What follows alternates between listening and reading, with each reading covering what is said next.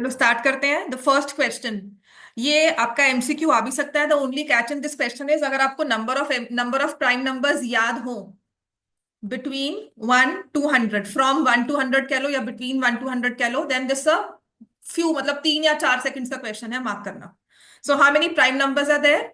There are 25 prime numbers from 1 to 100। The catch in this question is, आपको सारे numbers लिखने नहीं होते हैं। आपने क्या करना है, one is neither prime nor composite, 2, 3, 5, 7, 11, then 13, 17, 19, 23, 29, 31, 37, 39 नहीं लिखना, गलती ये होती है, 39 लिखते हैं। 41, 43, 47, 49 इज नॉट प्राइम।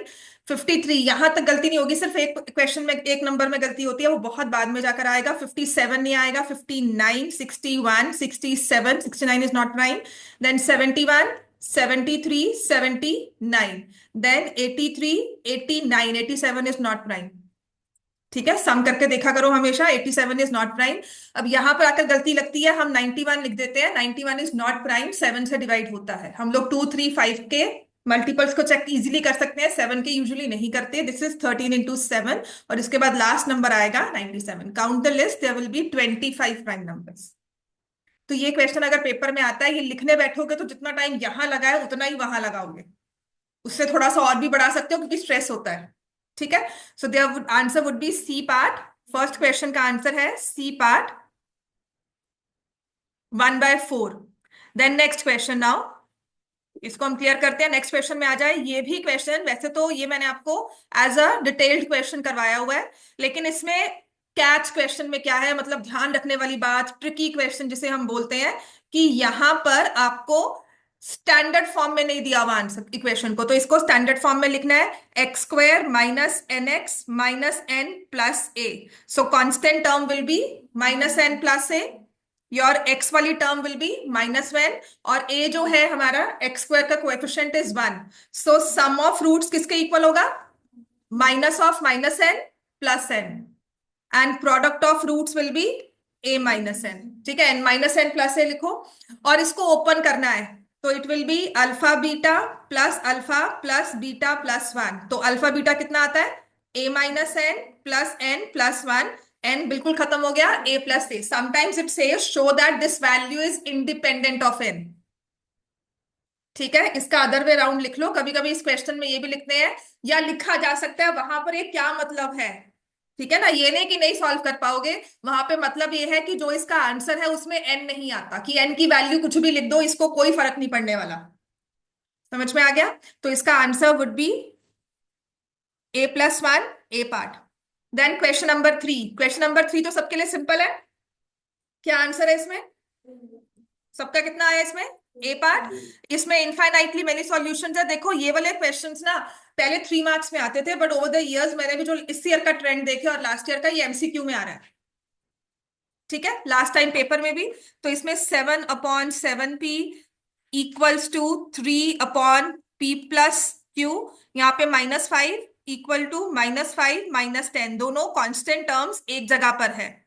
तो इस चीज का भी ध्यान रखना, एक कांस्टेंट टर्म कभी लेफ्ट हैंड साइड पे दी होती है, एक कांस्टेंट राइट हैंड साइड पे, दोनों को एक जगह रखकर साइन को सेम रखना है। सो यहां से 1/p equals to 3/p+q equal to 1/2। तो क्लियरली है कि p की वैल्यू 2 आ जाएगी, है ना, और p+q को हमने 6 रखना है, तो p की वैल्यू 2 है, q की वैल्यू 4, यही आ रही है। अब इसमें मुझे प्रूव नहीं करना है कुछ भी, मुझे रेशियो मिल गई 1/2। यहाँ पर आपके पास टॉप नंबर 1 है न्यूमरेटर, तो p has to be 2, double of that. अगर यहाँ पे 3 दिया है तो p+q हैज टू बी 6। तो यहां से जो ऑप्शन हमारा क्लियर हो रहा है वो यही है, 2p - q equals to 0, A part. समझ में आ गया? मतलब ये सिर्फ इसलिए कि जल्दी कैसे करना है, ये नहीं कि हम बैठे इक्वेशंस बनाते फिर और पूरे डिटेल में 3 मार्क वाला क्वेश्चन करें इसमें। देन क्वेश्चन नंबर 4, अगेन अगर ये एमसीक्यू में भी आए या डिटेल्ड में भी आते हैं हमारे पास, this is coordinates of P and Q, 4, -3, -1, 7। ये जो डायग्राम है ना, मैं पढ़ते पढ़ते ही बना लूंगी। क्वेश्चन को पढ़ा साथ ही मेरे दिमाग में डायग्राम बन जाता है। देन कोऑर्डिनेट्स ऑफ एब्सिसा निकालना है पॉइंट आर का, such that P R ratio P Q दिया हुआ है। तो यहां पर ये ध्यान देने वाली बात है कि यहाँ पे P R ratio P Q. अच्छा, समबडी आई वाज रीडिंग के आपको रीडिंग टाइम मिलता है ना 15 मिनट का, उसमें आप अपने पेपर पे कुछ नहीं लिख सकते हो, you are not allowed to touch your answer sheet. तो ये जब चीजें जैसे पॉइंट किया ना पी क्यू, इसको सर्कल कर लो पेंसिल के साथ। This is what you need to see पूरे क्वेश्चन में, कि नहीं ध्यान रखने वाली बात है भाई। लास्ट में करूं फर्स्ट करूं? अगर एमसीक्यू करने हैं तो पहले आधे घंटे में होने चाहिए, अगर पहले करना है। अगर लास्ट में कर रहे हो तो ये चीज वहां पर ध्यान रखेगी जब पैनिक हो रही होगी। वैसे ऐसा मौका नहीं आता है, पेपर 1 घंटा पहले खत्म हुआ है बच्चों का। देयर बिन टाइम्स जिनको एम्पल टाइम मिला 45 मिनट्स पहले खत्म करके पूरे रिविजन की हैं। ठीक है, तो ऐसा नहीं है कि पेपर पूरा नहीं होगा। तो यहां से P R ratio R Q कितना लिया है? 3:2। तो आर का इसके हिसाब से आपने फॉर्मूला लगाया। तो एब्सिसा निकालना है ना, तो सिर्फ -3 + 8 डिवाइड बाय 5 क्या आया एब्सिसा? 0 क्यों?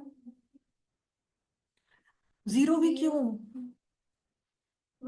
1 आएगा एब्सिसा। और एब्सिसा निकालना है, वाई क्यों निकाल रहे हो? समझ में आई बात? एब्सिसा निकालने को कहा है ना, तो सिर्फ इस पे ये टाइम आपका सेव करना है। ये 5-5 सेकंड 10-10 सेकंड ही बहुत जरूरी है। समझ में आया? सो एब्सिसा इज 1। क्वेश्चन नंबर 5, ये भी क्वेश्चन पेपर में बहुत बार रिपीट हुआ है।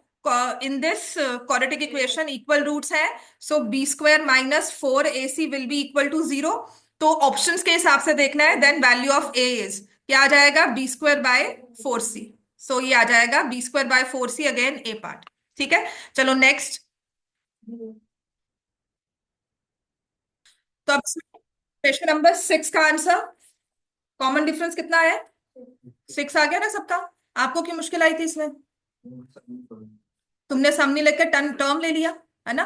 पहली चीज तो टर्म ऑफ एपी एक लीनियर टर्म होगी, एन स्क्वायर नहीं होगा उसमें, हमेशा एन होगा। ठीक है, अगर एपी है तो उसकी nth term will be a linear term, N की पावर 1 होगी। अगर आपको ये 3n² दिया है तो फर्स्ट टर्म 4 है, ये इररेलेवेंट इंफॉर्मेशन है, वो आप वैसे भी निकाल सकते हो।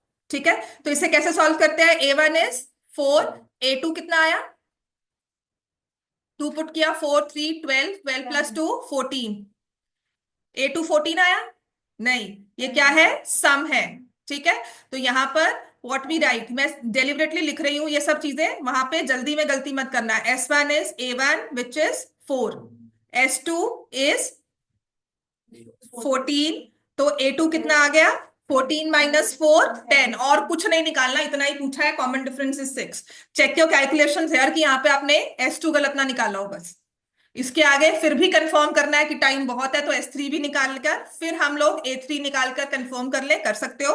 तो आंसर इसका सीधा साधा था 6 आ जाएगा। क्वेश्चन नंबर 7, अगेन इस क्वेश्चन में ध्यान रखने वाली बात क्या है कि रेशियो किसकी दी हुई है? बीपीटी है या फिर ये सिमिलर ट्राइंगल्स है। तो इसमें हमें 2AD/BD दिया हुआ है। 2AD is equal to BD। तो AD रेशियो BD कितनी हो गई? 1/2।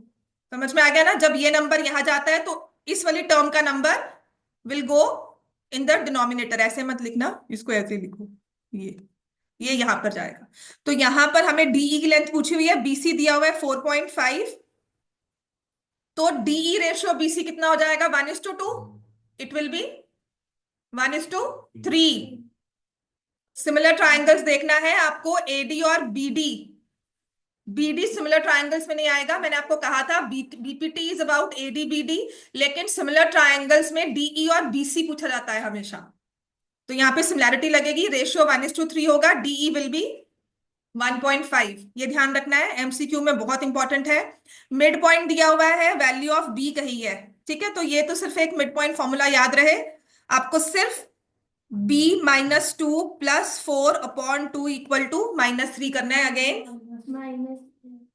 ठीक है, तो यहां पर अगर आपको लगे कि क्वेश्चन गलत भी है ना, तो कुछ मत सोचना, अपना सिर्फ बी पे कंसंट्रेट करना। समटाइम्स होता है कि ये इस वाली x1 और x2 को ऐड करके ना हमारी ये टर्म मैच नहीं करती।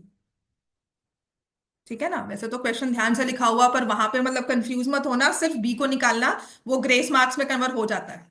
ठीक है, देन नेक्स्ट ये वाला क्वेश्चन, जिसका answer will be -8 A part. P/2 is equal to 5 sin theta and Q/5 is 2 cos theta. Then value of P² + Q²। तो यहां से क्या लिखोगे इसको? 10² sin थीटा का whole square plus ten square cos theta का whole square. बस फर्क इतना लिखा है, यहाँ पे 5 यहाँ पे 2, अदरवाइज सब सेम नंबर होते हैं। ठीक है, तो ये आ जाएगा आंसर 100। स्क्वायर रूट नहीं किया हुआ इन्होंने, राइट? तो answer will B 100, which is D part. इसकी नेक्स्ट ओपन करती हूँ।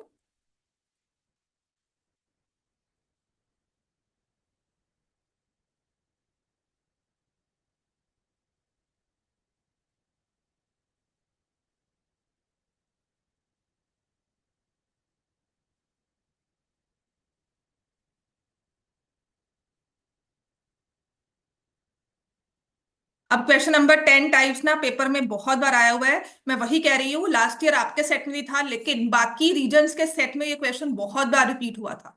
तो इन सब चीजों को मैं सच में कहती हूँ, एनसीईआरटी 9th में से हटा दिया ना, तो ये सब चीजें हट गई हमारे पेपर से। हमारे कोर्स में से हम ये चीजें नहीं एलैबोरेट करते। बट ये सिर्फ फॉर्मूला लिखा हुआ है, mean is assume mean plus height f i u i by sigma f i, वो finding mean of group frequency. तो यू आई किसके इक्वल होता है? यू आई कैसे निकालते हो? X i minus a. X i minus a होता है कि ए माइनस एक्स आई होता है? एक्स आई माइनस ए, ठीक है। तो x i minus a upon h, तो आंसर क्या होगा? C part.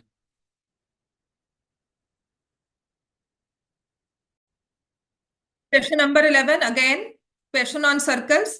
तो अगर ये 3 दिया हुआ है, A Q tangent from channel point A B 3 आ गया, दिस इज 4, ये भी 4 हो गया, ये 6 है, ये भी 6 है। या अदर वर्ड्स में आपको 3 नंबर्स दिए हुए हैं, 3 4 6, 3 प्लस 4 प्लस 6, इनको ऐड किया 13, इसको डबल करना है, तो the perimeter will be 26 centimetre. Next, ये वाला question angle P O R. अच्छा, ये क्वेश्चन ना कितना आ रहा है? 130। ठीक है, 12th का ए पार्ट 130, यहाँ पे 65 दिया हुआ है, टेंजेंट और ये 25 हो जाएगा, 25 विल बी 50, और सेंट्रल एंगल क्या हो जाएगा? 130। ठीक है, number of zeros will be 1। 13th का आंसर 1 है, फिर से चेक करो, 0 है। वेरी गुड, आंसर तो उसने ये लिखा हुआ है, जो मैंने सॉल्व किया उसमें आंसर तो यही है। x-2 का होल स्क्वायर प्लस 4, कैसे किया आपने? इसको ओपन किया होगा, एक्स स्क्वायर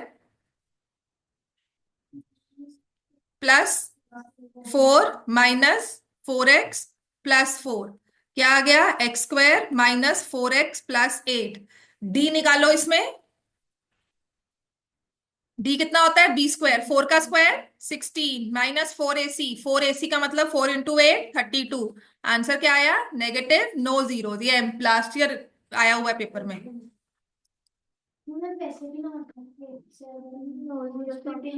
अच्छा, तो है नंबर ऑफ जीरो, जीरो दिया तो है फर्स्ट ऑप्शन। चाहे जो मर्जी हो, नंबर ऑफ जीरो तो जीरो, या रियल नंबर लाइन में ही नहीं होंगी जीरो। जीरोस तो रियल नंबर्स को ही ढूंढते हो आप। ठीक है, तो नो रियल जीरोस नहीं लिखना, वो तो फिर हम कह सकते हैं कि they have two imaginary zeros, है ना? नहीं, तो अगर आपको जीरोस पूछा गया है तो वही होता है। ठीक है, नो जीरोस ही लिखते हैं, नो रियल रूट्स लिखते हैं। ठीक है, तो जो हमारा कोऑर्डिनेट प्लेन है उसमें जीरोस पॉसिबल नहीं है, इमेजिनरी के लिए आपको अलग से प्लेन करना पड़ता है। ठीक है, 13th, नहीं जेड एक्सिस तो वो 3D में आती है, ये आर्गन प्लेन कहते हैं मुझे जो याद है। ठीक है, तो वो अलग होता है जिसमें आयोटा आ जाता है। क्वेश्चन नंबर 14 अगेन, ये वाला ऐसा क्वेश्चन है जो ओरली सॉल्व होता है। 4 पाई से 8 पाई हो गया, सरकमफ्रेंस की रेशियो 1:2 है, तो एरिया की रेशियो क्या होगी? 1:4। अगर सरकमफ्रेंस की रेशियो 1:2 है, तो रेडियस की रेशियो क्या होगी? अगेन 1:2। रेडियस की रेशियो सेम एज सरकमफ्रेंस की रेशियो, तो ध्यान रखना कौन सी रेशियो दी हुई है। रेडियस की रेशियो 1:2, सर एरिया की रेशियो 1:4, और वॉल्यूम इसी को हमने मोल्ड करके 3D फिगर बना दी, मतलब सर्कल्स को हमने इसको रोटेट करके, तो वॉल्यूम की रेशियो क्या हो जाएगी? 1:8। हाँ जी, क्या हुआ इसमें? तो आंसर विल बी क्वाड्रू। ठीक हो गया,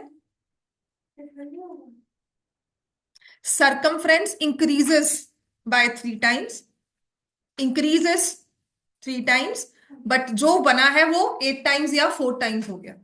तो जब हमारा 1:4 का रेशियो है कि मतलब अगर पहले 1 था अब 3 हो गया, ठीक है। और अगर इसमें फिर भी कंफ्यूजन आती है तो प्लीज एक्स या कोई नंबर लेकर ना, रेशियो जैसे 1 ले ली रेडियस, फिर रेडियस 2 ले ली, उससे कंपेयर कर लो, ठीक है। वॉल्यूम ऑफ सिलेंडर, हाँ ये चीज ऐसी है, क्वेश्चन नंबर 15। अच्छा, और एक ट्रेंड जो सीबीएसई में होता है 10th के बोर्ड में, 9th का कोई ना कोई क्वेश्चन आता ही है, तो 3-4 क्वेश्चन तो 9th के करवा के भेजूंगी इस बार फिर से, ठीक है। तो कुछ ऐसे क्वेश्चंस होंगे जो बताऊंगी 9th का, एंड आई हैव सीन श्रेयोदया के पेपर में भी 9th के क्वेश्चन डाले हुए हैं, ठीक है। अभी तुम्हारे वाले पेपर में भी 9th का क्वेश्चन डाला हुआ था एक। Volume of cylinder is 924, curved surface area is 264, find the ratio, जैसे रिमाइंडर थ्योरम वाले क्वेश्चंस हैं, 9th बेस्ड है ये नहीं हुआ। डायामीटर टू हाइट, क्यों नहीं हुआ ये। वॉल्यूम है पाई आर स्क्वायर एच इज 924, और ये है 2 पाई आर एच इज 264। सबसे इजी काम होता है इसको डिवाइड कर दो, pi r square h upon 2 pi r h, तो 924/264, ये कोई ना कोई मल्टीपल निकलेगा, 4 से करोगे कि 6 से करोगे, देखो। तो यहां से पाई कट गया, एक आर कट गया, तो मेरे और एच भी कट गया, तो r/2 इज 924/264, यही है नंबर्स। नंबर्स तो यही है ना।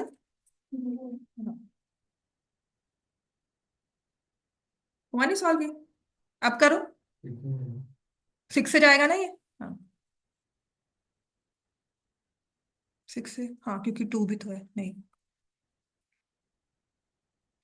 ये ऐसे होगा ना, दिस इससे डिवाइड करोगे तो ये 132 आएगा, और 132 को जब हम 6 से मल्टीप्लाई करेंगे, नहीं 924 लाने के लिए, नहीं 6 से कैसे जाएगा।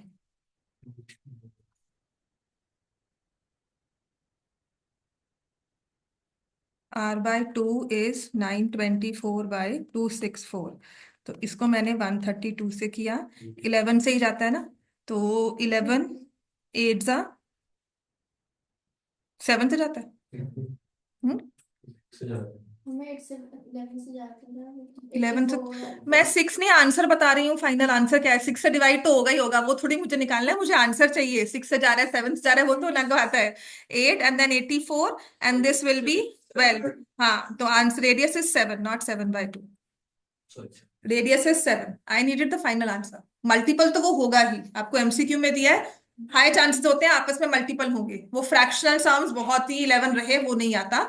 रेडियस 7 है, so if I put radius as 7, 2 into 22/7 into 7 into height is 264, तो यहां से इसे कट कर लो, 44 से अगर मैं 22 से भी करती हूँ तो ये आ जाएगा 1 2, और ये आ जाएगा 6, तो हाइट आ गई 6, diameter 14:6, answer is a part 7:3।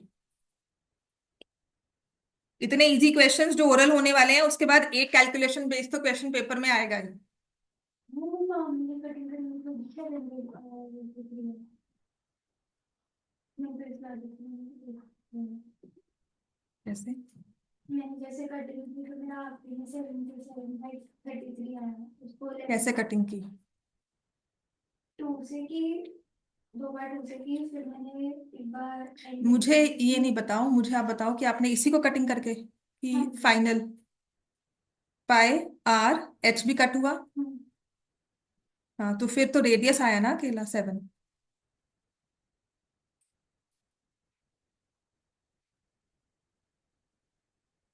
दोनों में एच है ना, तो रेशियो फिर रेडियस टू हाइट नहीं निकली ना, तो आंसर विल बी 7:3। हो सकता है कि ये आपको रेशियो 7:3 दे रहा हो, वो अलग बात है, ठीक है।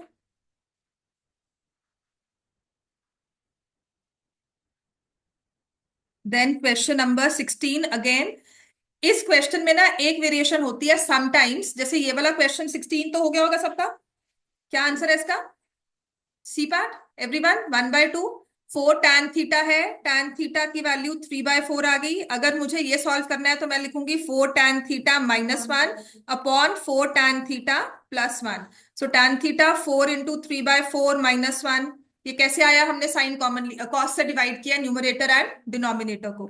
तो ऐसे ही 4 3/4 +1, अगर सॉल्व करते हो तो 3 - 1 2, 3 + 1 4, आंसर इज 1/2। ठीक है, लेकिन इसमें एक ट्विस्ट होता है क्वेश्चन में, ध्यान रखना। कभी कभी टर्म ना इस तरह से दे देते हैं, find the value of 4 sin theta -cos theta +1, 4 sin theta +cos theta, let me से यहाँ -1।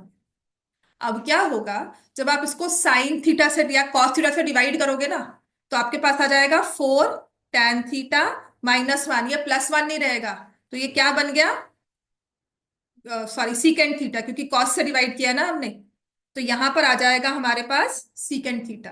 तो इसमें आपकी tan 3/4 दिया है ना, तो मुझे पता है कि अगर tan थीटा 3/4 है, तो sine theta will be 3/5 and cos theta will be, तो उससे यूज करना, उससे सॉल्व करना। कर लो एक बार, अगर ऐसा ही आपको दिया हो, tan थीटा 3/4 दिया हो, then how will you solve this ratio. So it will make no sense if I divide by cos theta here. और गलती हमारी मतलब मेन ये होती है कि when we divide by cos theta, हम इसको तो tan बना लेंगे, इसको भी -1 कर देंगे, लेकिन यहाँ पे कर देंगे +1। तो उसको भी आपने cos से डिवाइड किया है, वो एक अलग रेशियो सीकेंट आ गया, जिसका मेरे पास कोई रेलिवेंट यहाँ पर नहीं है। ठीक है, तो मैं क्या करती हूं इसमें, मुझे पता है tan थीटा इज 3/4, तो वो परपेंडिकुलर हाइट के कॉन्सेप्ट को लेकर कि ये 3 है ये 4 है, इसको थीटा लिया, तो हाइपोटेन्यूज विल बी 5, ट्रिपलेट बन रहा है हमारा। तो साइन थीटा 3/5 आ गया, कॉस थीटा 4/5 आ गया। सो 4 × 3/5 -4/5 +1, सॉल्व करो इसको, 4 × 3/5 +4/5 -, I take LCM here, 12 - 4 + 5, 12 + 4 -5, यहाँ 13 आ जाएगा, और 16, 16 - 5 11। समझ में आ गया, उस केस में आंसर होगा 13/11।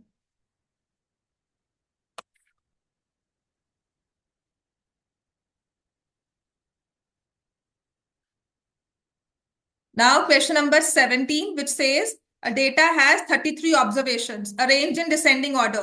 Which observation represents the median? सबसे जरूरी चीज है arranged in descending order। Arrangement की हुई है, अगर अरेंज नहीं की हुई तो मीडियन नहीं निकाल सकते। ठीक है, तो अगर 33 ऑब्जर्वेशन है, विच ऑब्जर्वेशन रिप्रेजेंट्स द मीडियन, तो क्या करते हैं, 33 + 1 डिवाइड बाय 2, 17th ऑब्जर्वेशन। और नंबर ऑफ टर्म्स है, 2 dice are rolled simultaneously, probability that they show different faces, 5/6 सबसे इजी है ये। सेम फेसेस या डबलेट कहा जाता है, सेम फेसेस या डबलेट, तो 1 1 2 2 3 3 4 and 4, 5 and 5, 6 and 6, 36 ऑप्शंस में से 6 को निकाल दो तो 30 रह जाएगा, divide by 6, answer will B 5/6। ठीक है, नेक्स्ट वाले पेज ओपन करते हैं।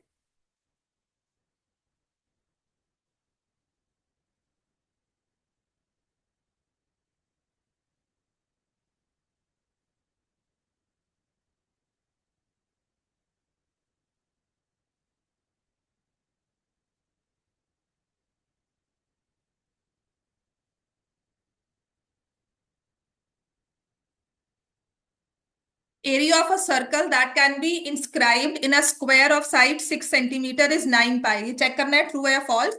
इसकी रीजनिंग पहले पढ़ लो। Area of sector, radius r, angle theta, theta pi r square by 360। Reasoning तो सही है, हाँ डी।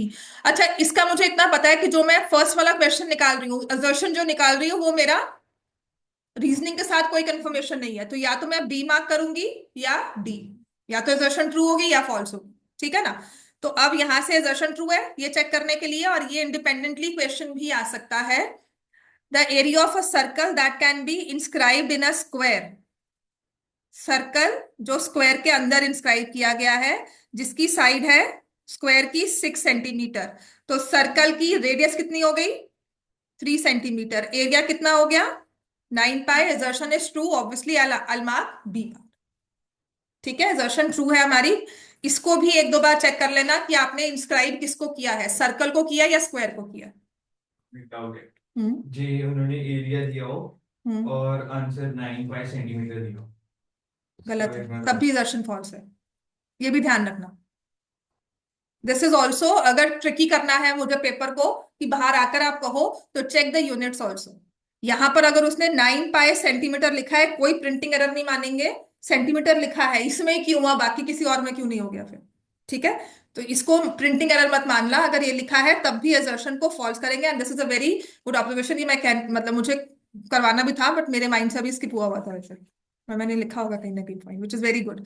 चलो अब है 20th क्वेश्चन। ये हमारे फर्स्ट चैप्टर से आता है, which is 5 divides K square, then 5 also divides K where K is a positive integer, और उसी को लिख दिया let P be a prime number, if P divides A square then P divides A where A is a positive integer. तो इसमें हम क्या mark करेंगे?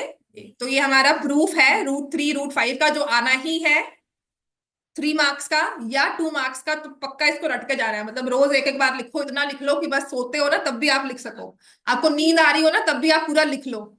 ऐसे आपका ये होना चाहिए, ऐसी आपकी बीपीटी होनी चाहिए कि मैं आपको रात को उठाऊं और को ना लिख दो तो आप फटाफट से लिख के फिर सो सको। This is how you will imbibe अपने, मतलब वो आदत बन जाता है। हाँ, मेरे 7 + √3 7 को माइनस स्क्वायरिंग करना फिर पूरा स्क्वायर करना। देखो अब ये डिपेंड करता है, जब हमें कहा जाता है 7 + √3 इज अ रैशनल नंबर, अगर तो ये 3 मार्क्स में आएगा और आपको नहीं लिखा हुआ गिवन दैट √3 इज इरेशनल, तब आपको पहले √3 को इरेशनल प्रूव करना है, प्रूफ √3 इरेशनल। ठीक है, उसके बाद 7 + √3 को दो वे से कर सकते हो। पहला स्टेप हमने √3 किया, या तो लिखो 7 is rational, √3 is irrational, sum of rational irrational is irrational. ठीक है, ये हमें आपको शुरू से ही करवाया हुआ है, तो ऐसे भी कर सकते हो, या फिर वही 7 + √3 इज a/b, फिर आपने इसको -7 कर दिया, we have proved that √3 is irrational but this one right hand side is rational. So ये कॉन्ट्रडिक्शन फिर से आ गई, या ये होता है। अब अगर हमें दिया हुआ √3 इज इरेशनल, तो मैं यही एडवाइस करूंगी, use that 7 + √3 is equal to a/b। अगर गिवन है ना तो अपने बुक के प्रूफ से जाना, तब सम ऑफ रैशनल इरेशनल मत करना। ठीक हो गया? Given that √3 is irrational, prove that this is irrational, go by the standard proof. A+b is a by 7 + √3 is a/b, where a and b are co-prime integers, b is not equal to 0. ठीक है,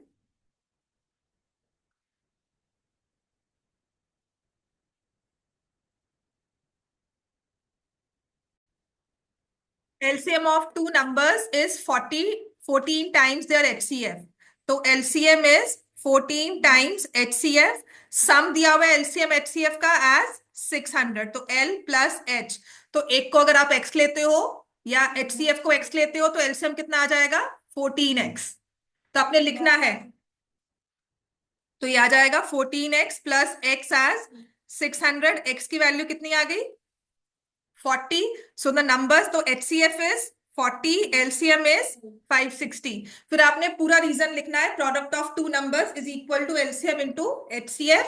सो इन दोनों को multiply किया, divide by 280 करोगे तो आपके पास second number आ जाएगा। ठीक है, तो answer will B 80। The other number is 80। अब जिसका 200 आया वो क्यों आया? मत करो ना, वो कैलकुलेशन मिस्टेक ही है, पर क्यों है? ठीक है, हाँ, वो चीज अपने आप में ध्यान रखो, पेपर में उनको हाईलाइट करते हैं। देखो क्या होता है, प्रैक्टिस का मतलब है कि मैं यहाँ गलती करती हूँ। मैं बहुत ही आपको कॉमन एग्जांपल देती हूँ, पढ़ाते हुए ना स्फीयर हेमिस्फीयर के फॉर्मूला को मैं ध्यान नहीं देती, मैं बोलूंगी हेमिस्फीयर, लिख दूंगी स्फीयर का फॉर्मूला। ये मेरी सबसे कॉमन मिस्टेक है जो मैं करती हूँ, मतलब आई नो दिस।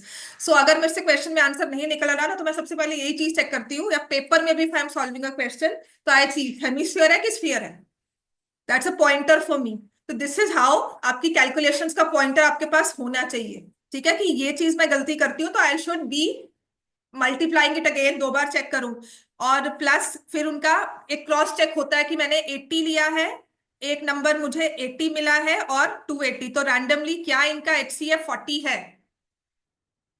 ठीक है, तुमने अगर 200 लिया, 80 लिया, तो क्या LCM इनका 560 आ सकता है? क्या ये 200 का मल्टीपल है 560? तो ये रैंडमली दिमाग में चेक होना चाहिए। This is a case with linear equations also. ठीक है, आप इक्वेशंस की वैल्यू तो निकाल कर सॉल्व करते हो, पर आई थिंक बैक हाइंड वो जाकर ना दोबारा वेरीफाई नहीं करते हैं एज क्वेश्चंस को स्पेशली। ठीक है, तो कुछ नहीं करना, तुमने उसको प्रॉपरली सॉल्व करना है। और ऐसा हुआ भी है, लास्ट ईयर आया भी था, लास्ट ईयर आया भी था। जो मर्जी कर लो, आपको मिलेंगे 5 मार्क्स। उन्होंने स्टेप्स ऐसे लिखे हुए हैं कि 1 मार्क, 2 मार्क, 1 मार्क। तो उसमें आपको रीजनिंग मिस नहीं करनी है। आप उसको जितना इलेबोरेट कर सकते हो, ये नहीं कि कुछ भी लिखो। फॉर एग्जाम्पल, रियल रूट्स का discriminant is equal to b² - 4ac, ये 5 मार्क्स में आ गया मान लो। ठीक है, आपने आपको इक्वेशन सॉल्व करनी 5 मार्क्स में आ गई ये वाली। तो मैं इसको फैक्टराइज नहीं करके आऊंगी, मैं लिखूंगी a is equal to 1, b is -5, c is equal to 6, and then d is equal to b² - 4ac। d is more than 0, therefore the roots are real and equal, real and distinct इस case में। हाँ, ना करो, कर दोगे number नहीं मिलेंगे, पर अगर थोड़ा इलाबोरेट करके आओगे 5 मार्क्स में, तो एक रहेगा कि हाँ ये कंडीशन से सॉल्व किया है हमने। वहां कोई मतलब, देखो ना, बाकी तो इंडिविजुअल उसके एग्जामिनर पे होते हैं, वो पेपर चेक करने वाला है कि उसने 5 नंबर में पूरा क्वेश्चन सॉल्व कर दिया। ठीक है, तो कर भी सकते हो, ऐसा आता नहीं है। हाँ, लास्ट ईयर थे क्वेश्चन जो लग रहे थे कि 5 मार्क्स में क्यों आया है, आपके ट्राइंगल्स के। मैं बता भी दूंगी, लास्ट ईयर था एक ट्राइंगल का क्वेश्चन जो लगा क्यों आया 5 मार्क्स में, ये 3 मार्क्स का क्वेश्चन था। ठीक है, चलो अब आते हैं question number 22। A card is drawn at random from a well shuffled deck of playing cards, probability that the card is. अब इस क्वेश्चन में ना सबसे पहले तो आपने लिखना है कि नंबर ऑफ कार्ड्स, ध्यान रखना है 52 ही है, कोई भी कार्ड मिसिंग नहीं है। प्रोबेबिलिटी ऑफ अ स्पेड और एन एस, तो इसको यूजुअली ये 3 मार्क्स में आता है, तो थोड़ा सा इलेबोरेट करना है। Number of spade cards, number of spades कितने लिखोगे? 13। नंबर ऑफ एसेस 4, एसेस 4 होती हैं। ठीक है ना, लेकिन इनमें कॉमन है कि नहीं है? है। तो इसका मतलब अ स्पेड और एन एस, कॉमन कार्ड 1 हो गया। तो हमारे फेवरेबल केसेस जो लिखोगे वो कितने आ जाएंगे? 13 + 4 - 1 विच इज 16। तो probability of spade will be probability of spade plus probability of ace minus probability of spade and ace. ये चीज ध्यान रखनी है। स्पेड कार्ड्स हैं 13/52, एसेस हैं 4/52 - 1/52। So answer 16/52। प्लीज इसे कैंसिल करके आना है। ठीक है, लीस्ट टर्म्स में लिख के आना है। Probability is 4:13, right. Next, next हमारे पास है neither a jack nor a king. ठीक है, so how many cards are jack? 4। How many cards are king? 4। Total कितने कार्ड्स हैं? 8। दोनों में से कोई नहीं चाहिए, तो फेवरेबल केसेस क्या हो गए? 52 - 8, इनमें कॉमन भी नहीं है। ठीक है, आंसर विल बी 44/52। इसको भी सॉल्व करना है 11/13। क्लियर हो गया? अब इसमें थे क्वेश्चन 23, बिल्कुल भी मुश्किल नहीं है। द ओनली थिंग इज हमने वैल्यूज अच्छे से डाली हो। तो वैल्यूज सॉल्व करने से पहले ना एक तो टेबल बनाना ही बनाना है, वैल्यूज का टेबल आपको बनाकर रखना है। ठीक है, कॉस 30, 90, 60 वो सब लिखने हैं हमें प्रॉपरली। ठीक है, और उसके बाद ना सीकेंट मैं नहीं कहूंगी लिखो, बिकॉज कॉस को हम इन्वर्स कर, उसको रेसिप्रोकल कर सकते हैं, राइट। उसके बाद जो भी वैल्यू डालोगे प्लीज उसको ध्यान से चेक करना, स्क्वायर लिख रहे हो कि नहीं लिख रहे हो। For example, if I am writing 4 cos square, तो 45 दिया है तो 1/√2 का whole square. tan square 60, square है √3 का होल स्क्वायर। 5 90, कॉस स्क्वायर 90, 0 होता है तो ये 0 ही हो गया। ठीक है, उसके बाद 3 सीकेंट स्क्वायर। ठीक है, अब यहां पर मेरे लिए वो टेबल बहुत काम आएगा, क्योंकि वो स्टेप याद करना जब आप टेंशन में बैठे होते हो ना, तब नहीं होता। तो आई ऑलवेज एडवाइस टेबल लिखो, वहां से क्या होता है आपका क्रॉस चेक हो जाता है। ठीक है, तो यहां पर मेरे पास है 3 सीकेंट स्क्वायर, कॉस 30 क्या होता है? √3/2। तो यहाँ पे 2/√3 स्क्वायर हो रहा है, तो 4/3 आ जाएगा। ठीक है, प्रॉपर गलती यहाँ पे क्या होती है, अगर हमने 2 को √3 को स्क्वायर कर दिया लेकिन 2 को स्क्वायर नहीं करते, सबसे कॉमन एरर है जो मैंने देखा है। ठीक है, आप लिखते हो 2/√3 का होल स्क्वायर, ये 3 के लिए हमने स्क्वायर तो कर दिया लेकिन 2 को स्क्वायर नहीं किया, तो ये गलती अवॉइड करना। यहाँ पे लिखा है सीकेंट 60, सीकेंट 60 कितना होगा? 2। Cot square 30 will be 3। ठीक है, और कोसेकेंट 30 विल बी 2। किसी तरह से भी नीचे नेगेटिव नंबर आएगा, जीरो नहीं आएगा। जीरो आया ना नीचे, मतलब आपने कहीं गलती किया, क्वेश्चन गलत नहीं है। ठीक है, डिनोमिनेटर 0 नहीं आना चाहिए। अगर आता है ना तो अपने आप को पहले 4 बार चेक करना कि कहीं गलती कर रहे हैं। राइट। बहुत कम चांस है, मैं नहीं मानती कि पेपर में ऐसी कोई गलती करेगा, पर अगर कुछ हो रहा है तो प्लीज अपने आप को एक बार चेक जरूर करना है। तो नीचे तो 1 आ गया, आंसर विल बी 2 + 3 5 + 4 9। क्लियर हो गया इतना? अब नेक्स्ट पैरेललोग्राम का ये क्वेश्चन मैंने इतनी बार करवाया है, फिर भी कोई ना कोई बच्चा उठ कर जरूर आता है जो ऑपोजिट साइड इक्वल करता है। ठीक है, उसमें अपॉन में 4 लिखते हैं, तो लिखते हैं। अपॉन 4। जैसे हमारे को इंग्लिश में क्वेश्चन मतलब एक स्टार्ट आएगा वो आउट ऑफ सिलेबस था, तो आई थिंक ग्रेस मार्क्स उसके आ चुके हैं कि मिल जाएंगे आपको। पता नहीं, मतलब मैंने साइंस का जो मैंने पढ़ा था वो लिखा है उस चैप्टर में। पता क्या है, मैं उसके लिए कुछ नहीं बोल सकती, उसके लिए मैं आप कुछ नहीं बोल सकती, क्योंकि ना मुझे पता है क्या आया था, ना मुझे आपका इंग्लिश का सिलेबस पता है, तो मैं बिल्कुल भी कोरिलेट नहीं कर पाऊंगी। ठीक है, कुछ मेरिट पर रिलेटेड था, मैंने फिर मेरिट का लिख दिया सारा। तो लिख दिया तो अच्छी बात है, बट हाँ अगर कुछ ऐसा होता है, आपको लगता है आउट ऑफ सिलेबस आया है, कुछ भी आया है, तो उसके मार्क्स जरूर। ठीक है, लिखेंगे तो ही मिलेगा ना, नहीं फिर मिल जाएगा। अगर ग्रेस मार्क्स देते हैं तो नहीं लिखने पे भी मिलता है, कितने चाहे सही आंसर हो चाहे गलत हो। आपके टर्म 1 में हुआ था, बैक इन 21-22 जब टर्म 1 टर्म 2 हुई थी। ठीक है, so there was this extract in English का टर्म 1 का पेपर, जो बिल्कुल ही आउट ऑफ कॉन्टेक्स्ट था। मतलब that was actual one question जिसका पार्लियामेंट में भी इशू उठा था कि why have they, there was this, उन्होंने किसी ने ट्विटर पे टैग किया था कि this was the paragraph given, comprehension passage था, given in a paper for class 10th, and what is the mindset that you want to propagate through this particular paper। और वो एक्चुअली था ऐसा कि वो एक व्यू पॉइंट दिया हुआ था किसी ऑथर ने या किसी राइटर ने, या स्पीच भी थी, वो व्यू पॉइंट था, उसको आप एज एन कॉम्प्रिहेंशन कर रहे हो, वो बोल मतलब पढ़ोगे भी ना तो भी आप you will find very stupid thing in it, right. बहुत ही स्टूपिड और बहुत जजमेंटल व्यू था जिसपे डिबेट हो सकती है, कभी उसको आप आर्ग्यूमेंट करने के बाद आप उसको किसी फाइनल निष्कर्ष पे नहीं निकलोगे कभी भी, सीरियसली। तो उसपे जो उन्होंने पूरी पैसेज बनाया हुआ था, 8 मार्क्स का था, ग्रेस मार्क्स मिले थे, 8 नंबर था, सबको ग्रेस मिले थे इंग्लिश के, सीरियसली।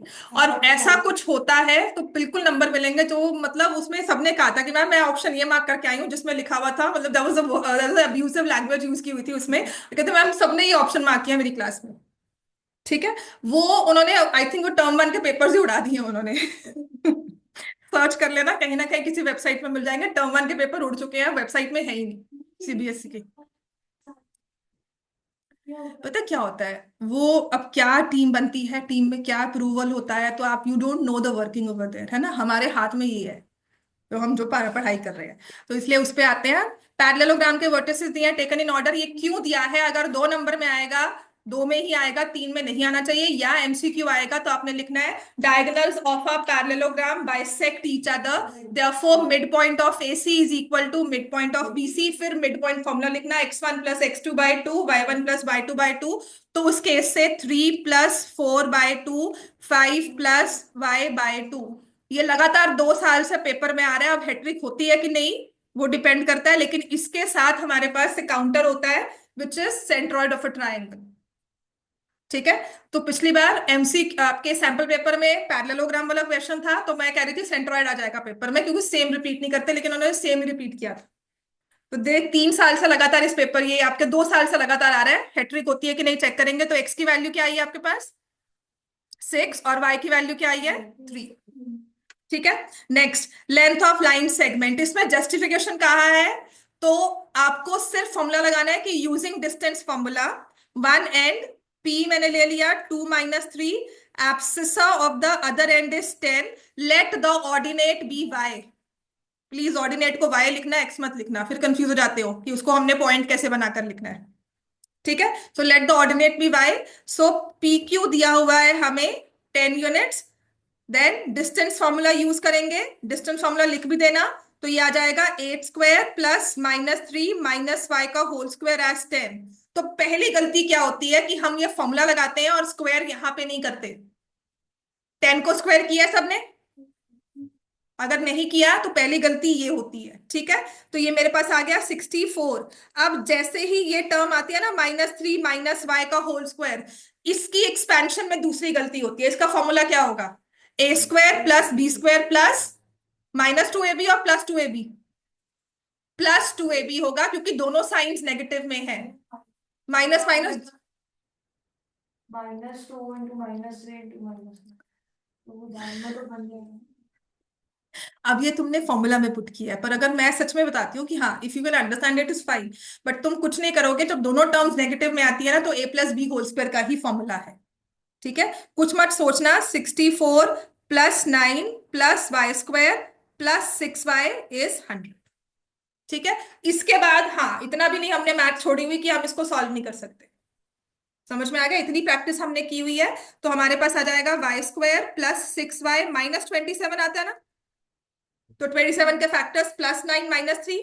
सो आंसर y का क्या आ जाएगा, आइदर -9 और +3। बस ध्यान रखना यहां पर +9 -3 ना दिया हो, साइंस 3 को नेगेटिव हो सकता है, ऑर्डिनेट है। y कैसे नेगेटिव हुआ मतलब? 64 + -3 तो +66y हो गया ना, माइनस तो किया ही नहीं। a² + b² + 2ab, बात वही है बेटा। अब उसी चीज को तुम 4 स्टेप्स में पहुंचो, उसी चीज को तुम सॉल्व करो। प्रॉब्लम तुम्हें इन स्टेप्स के मार्क्स नहीं मिलने वाले। आपकी स्टेप मार्क मिले तो मैं तो दादा पेज भर के आया था मैथ्स के क्वेश्चन में, फिर भी 1 नंबर मिला, क्योंकि स्टेप आपका कौन सा है कि आपने लिखा है let the ordinate be y, let then PQ is 10, then distance formula उसका आधा नंबर, फिर ये लिखा उसका आधा नंबर, फिर आपने स्क्वायर करके लिख दिया। उसके बाद आप 10 स्टेप्स लगा लो इसको पहुंचने में। आप इसको 64 + 9 73 यहाँ लिखो, फिर 73 को नेक्स्ट स्टेप में लेके जाओ, फिर उसको माइनस करके नेक्स्ट लिखो, फिर 27 शिफ्ट करो, उनके नंबर नहीं मिलने वाले। तो जो आपकी कैलकुलेशंस होती है ना वो आपकी अपनी है, एक स्टेप में कर लो चाहे 4 में कर लो। ठीक है, वो 4 में करना भी जायज क्यों होता है, क्योंकि आपने चीटिंग नहीं की। ये ना हो कि आपको कहा कि 64 के बाद मैंने मतलब ये लिखा और डायरेक्टली ये इक्वेशन लिख दी, तो वो हो जाता है शक की चीटिंग केस हो सकता है। समझ में आ गई बात थी? तो अगर कहीं भी, वैसे कोई ऐसा होता नहीं कि कोई प्रूव कर ले, बट अगर उन्होंने क्वेश्चन मार्क पेपर पे डाल दिया तो then you will be called for reasoning, वो सब लंबा प्रोसेस है। So we'll not go into that particular details. तो हमारी फाइनल इक्वेशन यही बनती है, y² + 6y -27। तो ये आ जाएगा y² + 9y -3y -27। हमारे पास y + 9 y -3 आ जाएगा, y की वैल्यू -9 और +3, हैंस जस्टिफाइड। मैम तो इनके थर्ड क्वेश्चन में हम यहाँ की साइड में लिखते हैं ना बड़े वाले cos 45 यूज करते हैं नहीं, तो मुझे ये एग्जाम्पलर में ना आपको एग्जाम्पल दिया हुआ है, तो किसी के पास अगर अरिहंत सॉल्व है तो उसके उसमें क्वेश्चन नहीं होगा। This is an example in the exemplar. ठीक है, तो ये क्वेश्चन जरूर देख लेना। आपका स्क्वायर वाला जो नेक्स्ट वाला क्वेश्चन भी है वो भी एग्जाम्पलर में एग्जाम्पल ही है। ठीक हो गया। अब आता है यहाँ पर OB is the perpendicular bisector of DE, तो जिससे मुझे पता लग गया DB = BE है। Then next FA is perpendicular to OB, जिससे मैंने कंक्लूजन किया कि FA और DE जो है वो परपेंडिकुलर है, वो आपस में पैरेलल है। Lines which are perpendicular to same line are parallel to each other, right. तो मुझे पता लग गया कि FA is also parallel to DE। Maybe I use this in my question. FE को इंटरसेक्ट किया है, FE इंटरसेक्ट कर रही है OB एट पॉइंट C, तो ये प्रूव करना है। तो पहली चीज तो जो प्रूव करना है वो है OA OB और 2OC। OC कौन सा हुआ, ये वाला पार्ट। समझ में आ गया? तो जहां मुझे OB लिख दिया ना, तो इसका मतलब I will take the case of similar triangles. I will go for similarity वाला rule, I will not go for BPT. BPT मुझे AB देगा। पैरेलल लाइन बता दी, FA और DB पैरेलल है, तो आई कैन गो कि यहां से OA/OB, और यहां से मुझे देखो उसने क्या किया है, OF और FD दे दिया, जो मुझे नहीं चाहिए। हाइपोटेन्यूज की बात कहीं नहीं हो रही है। अगर FA और DB देंगे, DB BE के इक्वल है, तो कहीं ना कहीं मैं उसको यूज कर पाऊंगी। तो सबसे पहला मेरा डिसीजन होगा कि आई गो बाय सिमिलैरिटी। हो सकता है गलत भी हो, पर पहले मैं शॉर्ट सिमिलैरिटी को ही दूंगी। तो the first thing I do is triangle OAF is similar to triangle, बोलो कौन से वाला, OBD। चलो ये हमने प्रूव कर दिया, दो एंगल्स हैं, कॉमन एक एंगल हो गया, एक 90 हो गया। उसके बाद मेरे पास आया OA/OB, AF/BD।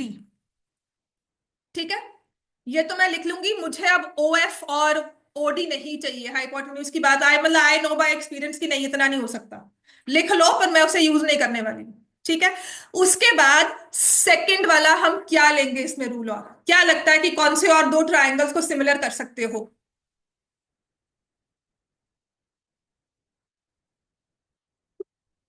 वो हिंट आपको मिलेगा जो आप ले रहे हो, जो प्रूफ में भी दिया हुआ है। देखे, ओ ए और ओ बी तो हमने ले लिया, ओसी कैसे आएगा? ओसी के लिए ये एसी बीच में आ गया, एसी एफ एंड बीसीई। तो नेक्स्ट मेरे पास ट्रायंगल होगा सिमिलर प्रूफ करने के लिए, एसीएफ एंड एसीएफ लिया है, ए पे 90 डिग्री है, बीसीई हो जाएगा।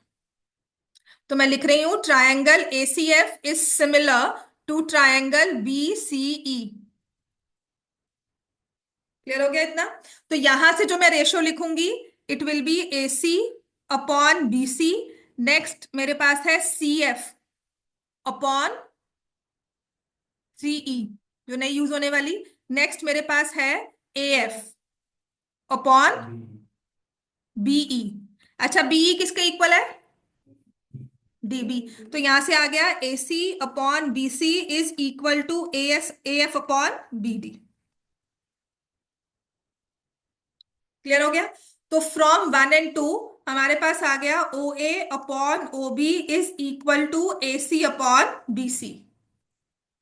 ओ ए ओ बी आ गया, क्या नहीं आया प्रूव करने में? क्या नहीं आया? ओ सी। तो कोशिश करनी है कि जो हमें एसी दिया हुआ है we will write in terms of ओसी।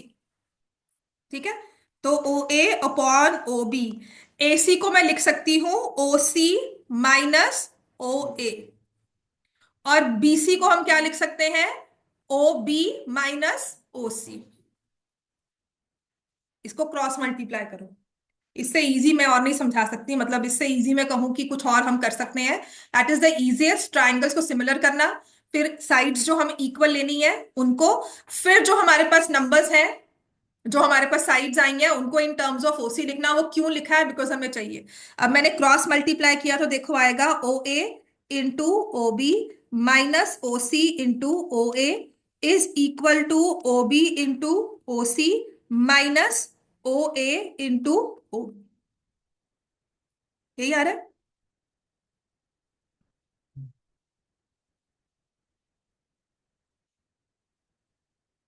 तो ये देखो ओ ए ओ बी दो बार आ गए, है ना? तो two O A into O B, और यहां से मेरे पास आ गया O B into O C plus O C into O A. ये आ रहा है ना?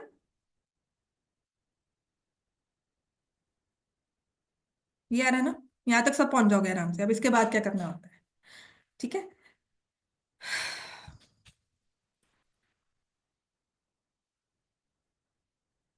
यहां से ओसी कॉमन ले लोगे, फिर दिमाग में ये आता है कि यहां से ओसी कॉमन ले लिया।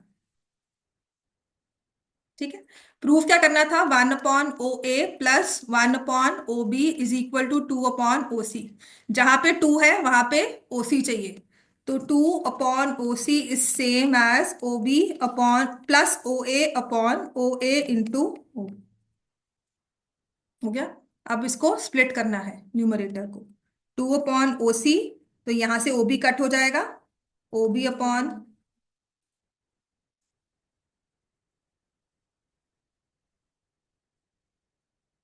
तो ये 1/ओ ए 1/ओ बी, हेंस प्रूव्ड। कौन सा? ये वाला? ये देखिए टर्म सेम है, इनको इकट्ठा लेकर आ गए, ये +2 हो गया, है ना? और यहां से इन दोनों को इकट्ठा कर लिया।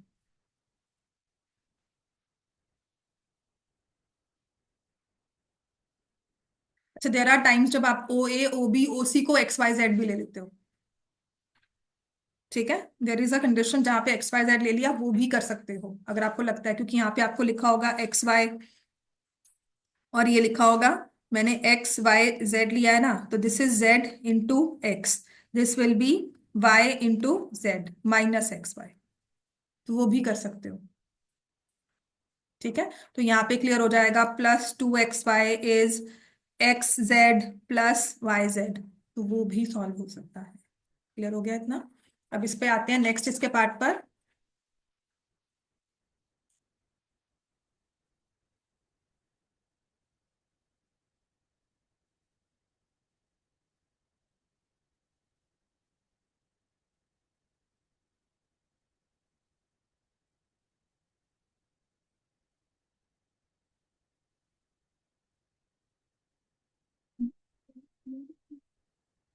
क्या करना है उसमें बताओ।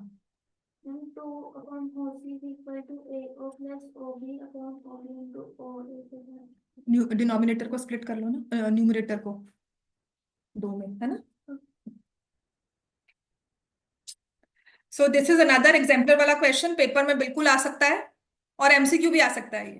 तो इसमें कहा है legs of a right triangle other than hypotenuse are of length 16 and 8। अगर नहीं सॉल्व हुआ है तो इसको हम सॉल्व करते हैं। बहुत इजी क्वेश्चन है ये। इसका डिफिकल्ट वाला वर्जन एक था, वो ऑप्शनल एक्सरसाइज में था, पर वो हो चुका है डिलीट। ठीक है, तो ये ट्राइंगल एबीसी ले लिया, राइट एंगल एट बी। इसमें एक स्क्वायर ड्रॉ किया गया है, लार्जेस्ट स्क्वायर। तो लार्जेस्ट स्क्वायर तभी ड्रॉ होगा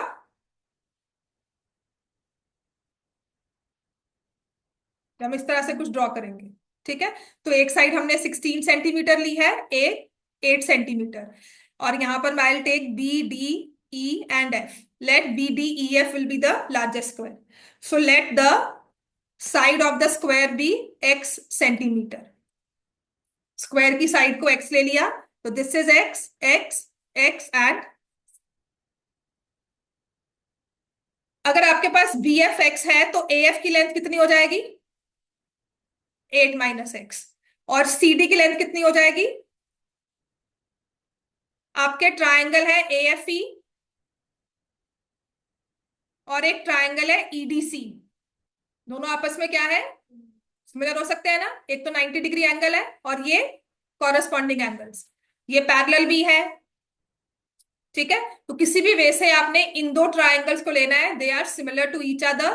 तो मेरे पास आ जाएगा A F upon D E is equal to F E upon C D. Clear हो गया? तो सबसे पहले तो साइड ऑफ द स्क्वायर को एक्स लिया, उसके बाद हम लेंगे triangle A F E similar to triangle E D C. बहुत ही स्ट्रेट अवे सिमिलैरिटी है, कोई हमारा 1-to-1 कॉरेस्पॉन्डेंस भी बहुत स्ट्रेट अवे है। तो रूल हो जाएगा कि हमने ए एफ लिया और यहां से डीई लिया और फिर एफ ई लिया और यहां से सी डी लिया। तो यहां पर ये मेरे पास है 8 minus x upon x, x upon 16 minus x. Solve करो, क्वाड्रेटिक इक्वेशन बनेगी और अल्टीमेटली आंसर आएगा 16/3। 8 माइनस एक्स का whole square, 8 minus x into 16 minus x is equal to x square. तो ये आ जाएगा 128 plus x square minus 24x as x square. और जो लग रहा था कि क्वाड्रेटिक बनेगी वो क्वाड्रेटिक भी नहीं बन रही।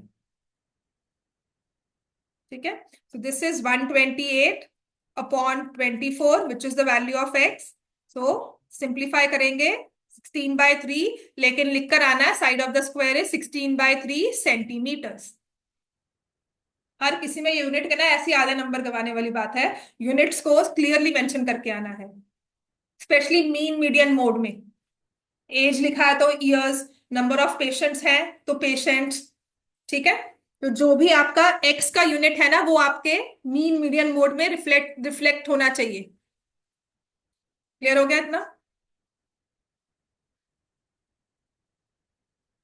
Question 28 again another question of time speed distance. ये ऐसा क्वेश्चन है जितनी बार क्लास में करवाओ इसके ना स्टेप्स लिख लो हमेशा, कि सबसे पहले तो आपको दो स्पीड दी होंगी। ठीक है, और अगर डिस्टेंस दिया हुआ है ना, डिस्टेंस का नंबर दे दिया मतलब वो क्वाड्रेटिक इक्वेशन का है, अगर डिस्टेंस नहीं दिया हुआ तो वो लीनियर इक्वेशन है। बात समझ में आ गई? If distance is given then it is a quadratic equation, if distance is not given तो वो लीनियर इक्वेशन है। और लीनियर इक्वेशन हो तब क्या करना है वो भी हम डिस्कस करेंगे। क्वाड्रेटिक में हमेशा इक्वेशन टाइम में बनाना। ठीक है, आपको क्या कहा होगा कि स्पीड ट्रेन चल रही थी, उसने स्पीड बढ़ाई, टाइम इतना कम हो गया। तो जो टाइम डिफरेंस है उसमें इक्वेशन बनती है। तो आपने हमेशा क्या करना है, ओरिजिनल स्पीड को we will take it as x kilometres per hour, speed metre per second दे सकती है या फिर, ठीक है, या मीटर पर सेकंड या किलोमीटर पर आवर, तो वो यूनिट लिखना है। फिर हमें कहा हुआ है डिस्टेंस इज 250 किलोमीटर। तो मैं आपसे टाइम जब पूछ रही हूं ना, तो आपने एक्स की टर्म्स में बताना है मुझे, 250 by x hours, because time is equal to distance upon speed. Clear हो गया इतना? फिर सेकंड केस में न्यू स्पीड 250, नहीं, न्यू स्पीड हमारे पास क्या है, speed had been 5 kilometre per hour less, तो x minus 5 kilometre per hour. तो न्यू टाइम कितना है, डिस्टेंस तो सेम है, 250 अपॉन x माइनस 5। अब लॉजिकली सोचो, नहीं समझ में आ रहा कि पहले किस नंबर को लिखते हैं, देयर वाज अ स्टूडेंट को कहती मैम समझ नहीं आता पहले नंबर को किसको लिखना है, ठीक है। हाँ, जिसमें स्पीड कम टाइम ज्यादा वो भी समझ नहीं आया। अब देखो 250 दोनों के न्यूमरेटर सेम है, ये x है, ये x माइनस 5 है, दोनों में डिनोमिनेटर्स ये वाला छोटा है, तो डिनोमिनेटर छोटा, फ्रैक्शन बड़ी, ठीक है। तो ये आ जाएगा 250 upon x minus 5 minus 250 upon x। Time बढ़ गया सेकंड केस में, second time is more then first time, this is again other term. मतलब आई डोंट वांट कि आप पूरी इक्वेशन सॉल्व करो, आंसर नेगेटिव में आए, इक्वेशन सॉल्व ना हो रहा हो, फिर उसे कटिंग करके दोबारा करो, ठीक है। तो हम टाइम सेविंग भी कर रहे हैं, टाइम सेविंग मार्क्स ही है हमारे को, ठीक है। तो दिस इज 2.5 आवर्स, जिसको हम क्या लिखेंगे, 5/2। तो if they give you 2 hours 40 minutes, तो प्लीज उसे कन्वर्ट करना है मिनट्स में। And sometimes they give you 30 minutes, तो क्या लिखोगे, 1/2। समझ में आ गया? 2.5 आवर्स का दिया ना, it could have taken 2.5 hours मोर, ठीक है।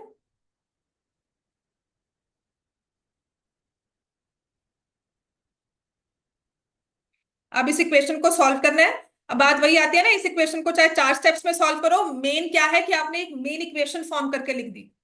अब उसके बाद उसको 4 स्टेप्स में सॉल्व करो, डी मेथड से सॉल्व करो या फैक्टराइज करो, मार्क्स उतने ही मिलने वाले हैं, वो स्टेप्स में काउंट नहीं होता अनटिल अनलेस यहाँ पे मेंशन किया हो कि सॉल्व करना है डिस्क्रिमिनेंट से, ठीक है। तो ये आ जाएगा 250x माइनस 250x प्लस 1250। अब यहां पर मैं उसको मल्टीप्लाई करके भी शो कर सकती थी, आई कुड हैव ब्रैकेट्स में, या मैं डायरेक्टली मल्टीप्लाई कर सकती हूँ, तो ये तो कैंसिल हो गया, यहां से ये बन जाएगा 250। तो मेरे पास आ गया x² minus 5x minus 500 equal to 0। What is important is this equation. मैंने एक स्टेप में सॉल्व कर ली, ठीक है, मैं हद से हद पेपर लिखूंगी तो 2 स्टेप कर दूंगी बस। क्लियर हो गया? हद से हद पेपर में लिखूंगी तो I will write it as 250x minus 250x minus 5 x into x minus 5 as 5/2। फिर इसे ओपन कर लिया, देन क्रॉस करके सॉल्व किया, वो भी ठीक है। अब करते हैं इसको फैक्टर्स, बने किसी से?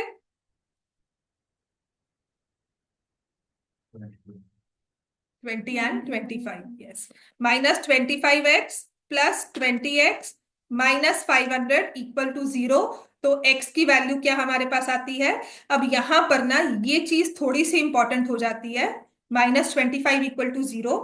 आपने लिखा x plus 20 x minus 25 equal to 0, 5 marks में है ना, थोड़ा सा ये चीज पे ना ध्यान दे देना। देयर आर टाइम्स जब आई हैव सीन टीचर्स ना इशू क्रिएट करती है कि नहीं इसको ऐसा लिखना है, either x plus 20 is equal to 0, x minus 25 equal to 0, ये आइदर और जरूर लिखना है, ठीक हो गया बात, ये जरूर लिखना है कि और दिस इज 20 और दिस इज 20, ये पक्का लिखना जब भी आपको फैक्टराइज करना भी आता है ना क्वाड्रेटिक इक्वेशन को, वैसे भी।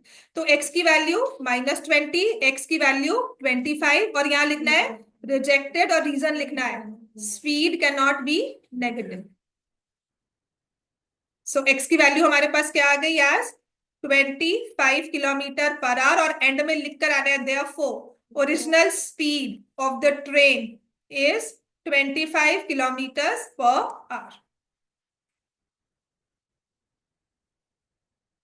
अब है नेक्स्ट हमारे पास 29th क्वेश्चन देखने में। अब ये मैं ऐसे क्वेश्चंस कह रही थी कि आपको क्लास 9th के क्वेश्चन जो पेपर में आ सकते हैं, तो देखने में लगेगा पता नहीं क्या दे दिया। कॉमन फैक्टर मतलब फैक्टर थ्योरम,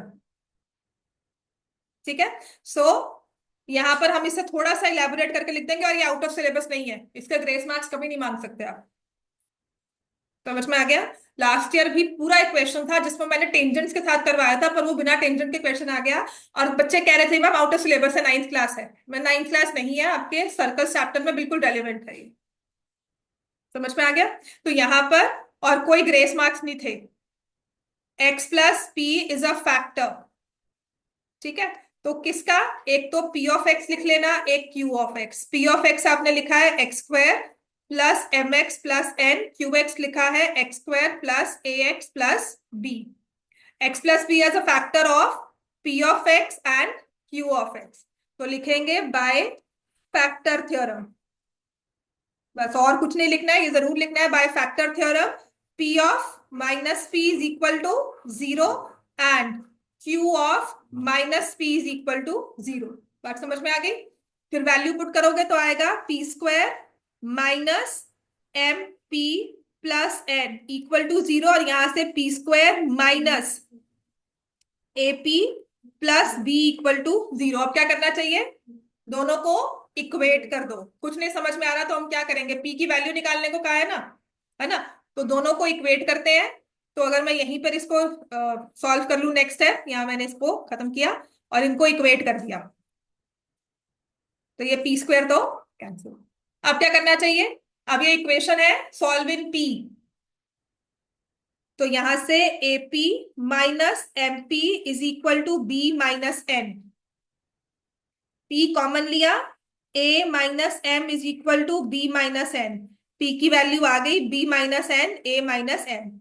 हो सकता है आपकी टर्म्स की शिफ्टिंग में ना आपको N minus B M minus A मिल जाए, तो बस उसमें माइनस कॉमन लें, दोनों में माइनस कॉमन लोगे, आपका numerator and denominator balance out हो जाएगा, क्योंकि फैक्टर थ्योरम में दोनों इक्वल टू जीरो कह रहे हैं, तो दोनों की value same.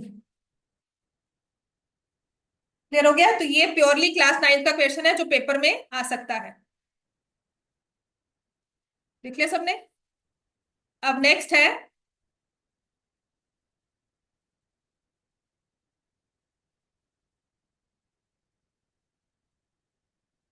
x is equal to, ये तो करोगे, 2 cos theta minus sine theta, y is equal to cos theta minus 3 sin theta. Find the value of 2x² plus y² minus 2xy। Okay,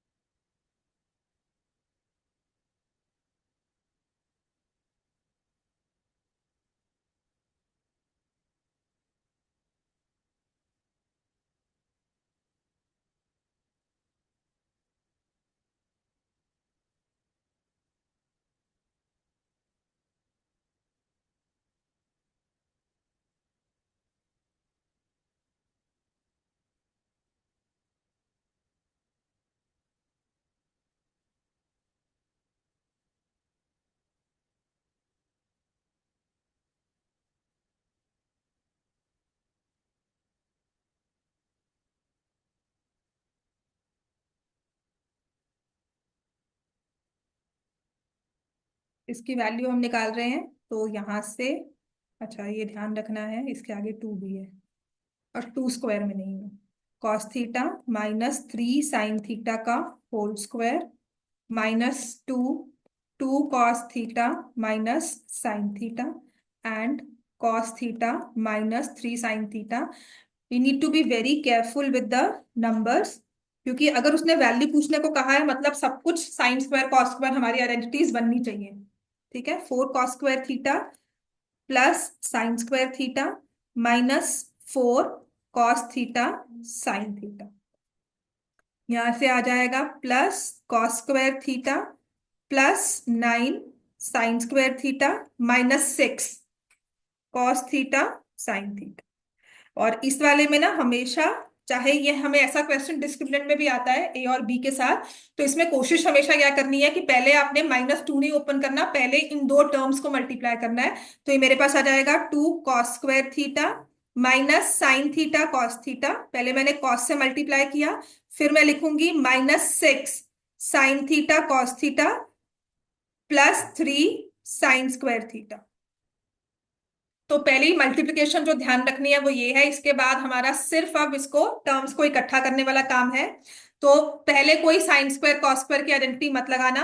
यहाँ पे मैं ब्रैकेट ओपन करती हूँ, 8 cos square theta +2 sin square theta -8 cos theta sin theta. ये as it is open होगा।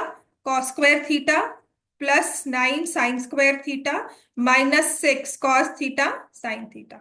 Now I'll open this -4 cos square theta plus, यहां से 7 अंदर आता है तो +14 हो गया, +14 sin theta cos theta minus, और ये हो गया -6 sin square theta. Now the coefficient should match। ठीक है, तो आप देख पा रहे हो कि ये 4 मतलब मेरा सही है कि नहीं है। सबसे पहले जज यही करती हूँ कि sin theta cos theta cancel हो रहा है कि नहीं। ठीक है ना, अगर मैं क्वेश्चन सॉल्व कर रही हूँ पेपर में एज अ स्टूडेंट बैठ कर ही, तो सबसे पहले चेक यही करती थी कि क्या इनके कोएफिशिएंट्स मैच किए। ठीक है, जब मुझसे कहा गया इवैल्यूएट, इसका मतलब उसकी वैल्यू निकालनी है। वैल्यू कुछ ना कुछ तो आएगी, और वो कैसे आएगी, जब हम कोई आइडेंटिटी बनाएंगे जिसमें 1 होगा, cos square sine square secant tan cosecant cot. तो यहाँ से -8 -6 हो गया, और यहाँ पे +14। तो पहली चीज तो मुझे काफी इससे रिलीफ मिलता है कि नहीं ठीक किया है, कहीं गलती नहीं की। अच्छा, उसके बाद भी ऐसा नहीं गलती नहीं हो सकती, तो वो भी ध्यान रखना है हमने। अब साइन स्क्वायर की टर्म्स को अगर हम इकट्ठा कर, कॉस स्क्वायर को इकट्ठा करेंगे, 8 है और यहाँ पर +1 9 -4 कितना आ जाएगा, 5 cos स्क्वायर थीटा। अब साइन के साथ भी 5 आना चाहिए, तो ये 2 sin स्क्वायर +9 कितना हुआ, 11। 11 -6 इज अगेन, तो इसका मतलब ये आ गया 5 sin स्क्वायर थीटा। 5 कॉमन लिया, cos square theta +sin square theta, answer will be equal to 5। और यहाँ पे ब्रैकेट में लिख देना cos square cos square +sin square is 1। Clear हो गया इतना? ठीक है, चलो एक क्वेश्चन जो मुझे करवाना था आपको वो लिख लो।